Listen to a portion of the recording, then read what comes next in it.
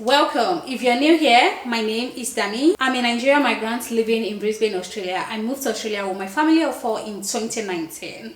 If this is something that interests you or you want to know more about, please make sure to click on the subscribe button. In today's video, I'm going to be sharing some of the rental apps I have discovered living in Australia for the past 4 years. So if you want to know more, please make sure you just sit down, relax and keep watching.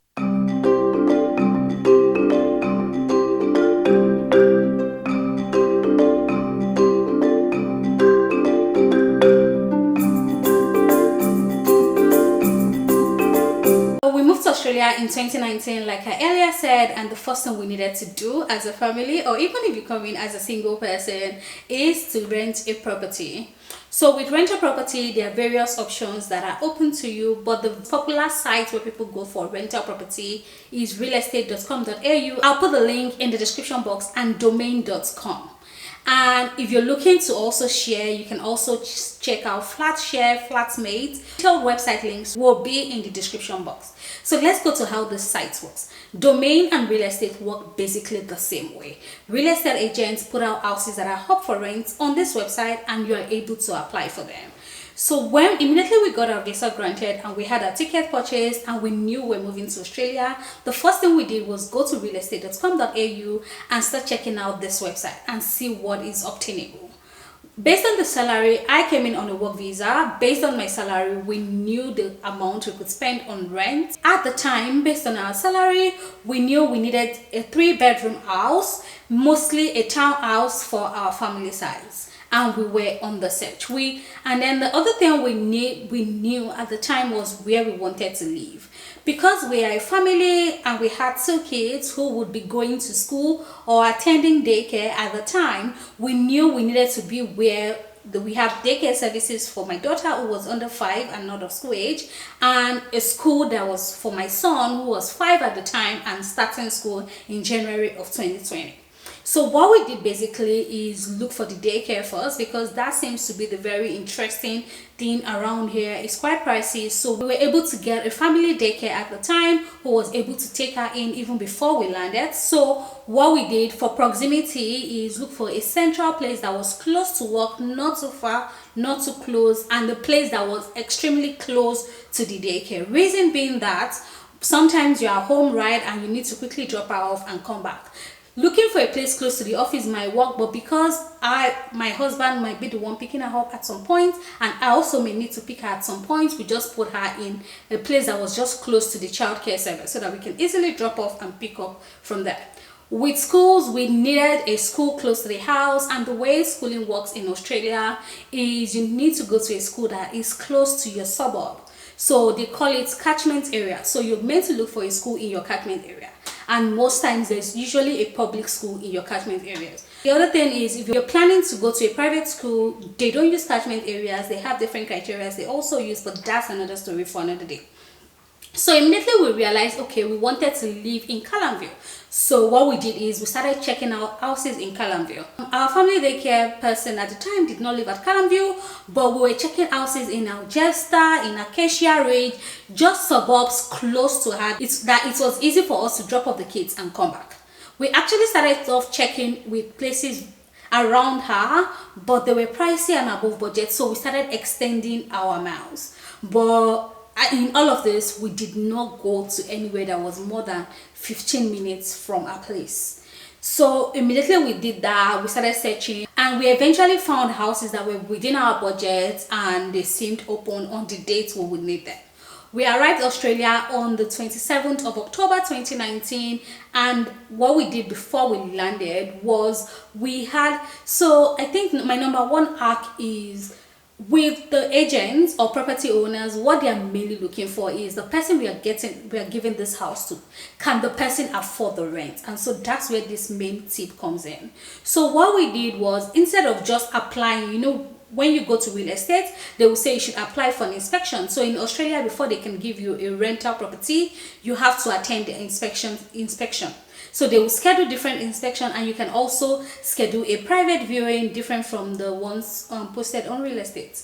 So we scheduled inspections, but we did not just schedule inspections. In addition to scheduling those inspections, we wrote a letter/email to the property agents. And what we basically wrote in that letter is, hey, my name is Tammy, I'm a like, just give her a bit of a background, and as well telling them that we can afford the rent. I feel like this is the ultimate hack that works for us. So we wrote that letter and then attach it and send it to every agent we have the inspection scheduled with. If you have rental history, it's a different ball game altogether. So in that letter, what we are saying is, we are a family of this size. We are coming into Australia on so dates. We need an accommodation, and we are coming on a work visa. Immediately I land, I have this job, and I also was willing to attach my work contracts. So I attach my work contract in most of these applications. So that way they are saying that, okay, once this person lands, she has an income and she's able to pay her rent, because that is their main goal. Like, you don't want to give a property to someone who you think would not be able to pay rent, and because you don't have a rental history in Australia, might just be hard to establish that. But the contract basically shows them that you have a scheduled or planned income once you arrive. Yes, I know that it's not applicable to everybody. Not everyone comes on 482 visa, and there are other people who would have to come on other visa streams. I will get to the student visa shortly. So if you're coming on other visa streams where you don't have a job upon arrival, the option here for you would just be showing your bank statement saying that I'm arriving on this so date, this is the dynamics of my family, this is my visa, and I have this amount saved. Yes, one thing we also did when we were applying was we also sent them an email to say, hey, we are happy to pay 3 months rent in advance. So that is tip number 2. We proposed to them to pay 3 months in advance.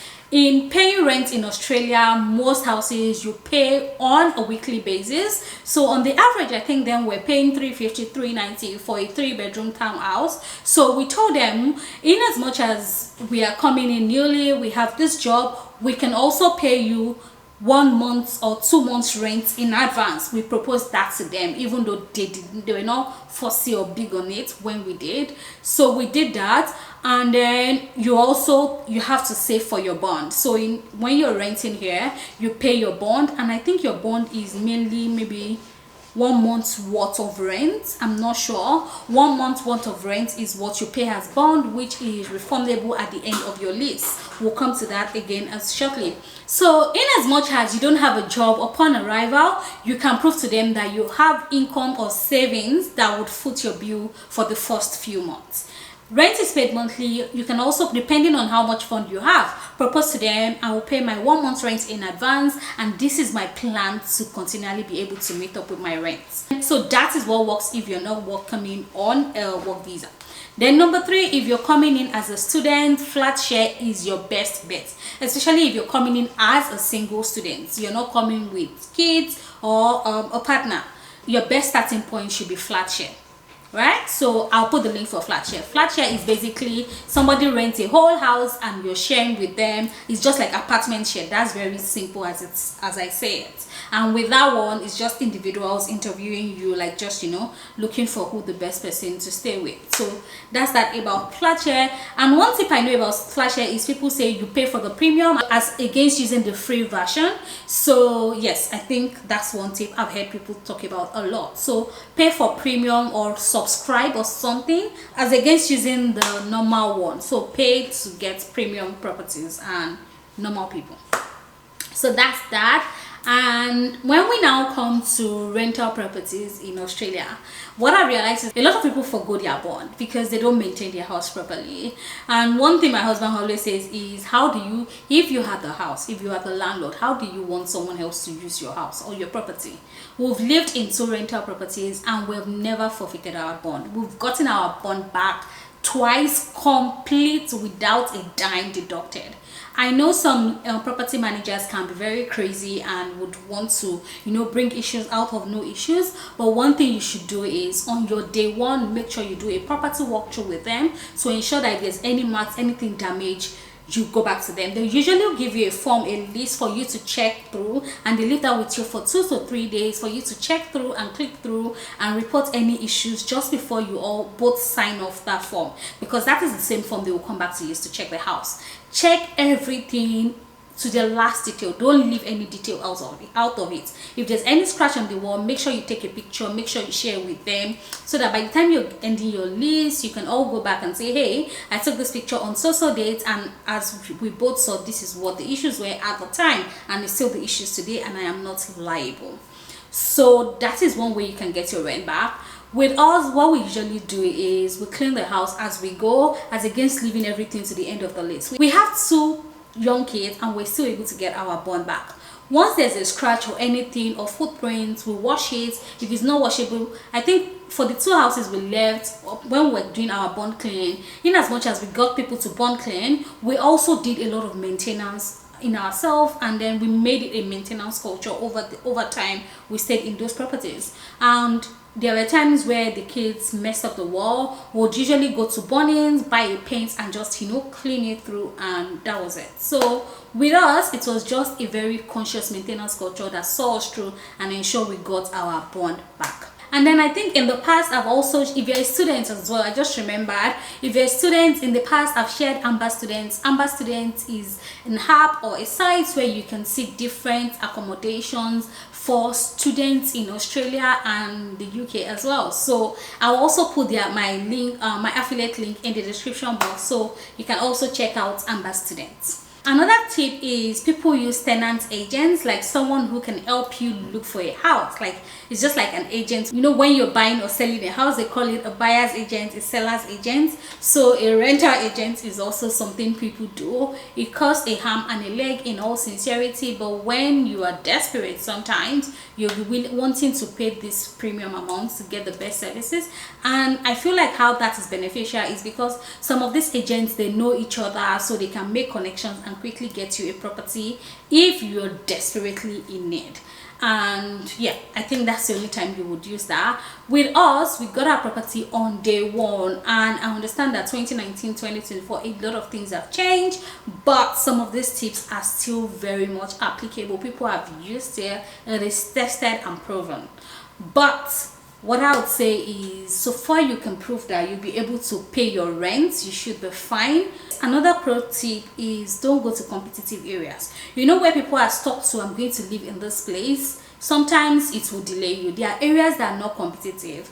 I know in Parkridge, if you live in Brisbane area for instance, Parkridge is not a competitive place. I know commutes from there to city or to work might be difficult, but you can always work your way around it. Most likely if you're living in Brisbane, especially if you're a family person, you will still have to drive. So driving from Parkridge is not the closest to the city, but it's close to most other things you need. So try not to be so stuck in one area, except in instances where it's closer to childcare services you have already planned or agreed. So that's another thing. I would say be flexible as much as possible so that you have lots of options to choose from. And with that said, that's everything I had on my list for today. I hope you find it helpful. If you find this video helpful, please do well to give it a thumbs up. You can continue the conversation in the comment section. Thank you guys so much for watching, and I'll see you in my next video. Bye.